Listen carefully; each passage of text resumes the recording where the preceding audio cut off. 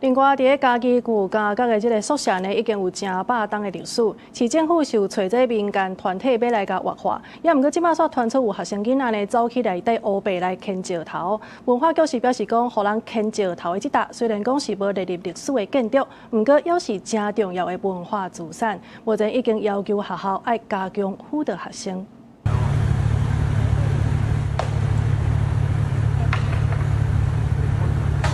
學生囡仔佇工地內底牽石頭，發出真大的聲音，一直到翕相的民眾發聲來問，學生囡仔才停手離開。Hello， 你在丟什麼啊？學生囡仔因牽石頭的所在，就是嘉義舊加角宿舍群的老厝。市政府佇邊仔當咧進行人行道的施工，兩個學生囡仔偷走入來牽石頭，造成建築物的受損，窗仔玻璃破去。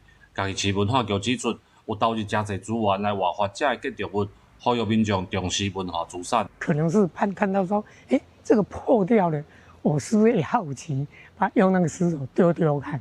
可能是學校沒有注意到這個問題啦，沒有把這個觀念強調給學生啦。小朋友丟的石頭的這一個標的是我們舊建宿舍群市府推動的以修代租計劃的這個老舊宿舍之一啦哈，其中一戶。那這一戶其實也是我們已經有媒合了這個以修代租的這樣的一個民間團體，只是民間團體目前還沒有進駐，還沒有進行修繕。古蹟如果說破壞了以後，你想要再修復，它就不是原來的古蹟了，這是非常非常不好的一個動作。文化局強調，雖然舊加角宿舍群的老厝目前無文資的身份，不過市政府也是有公告登錄做聚落建築群，若是民眾挑故意來破壞，也是有法律的責任。已經有通知學校，希望加強對學生的教育。記者林慧婷，嘉義報道。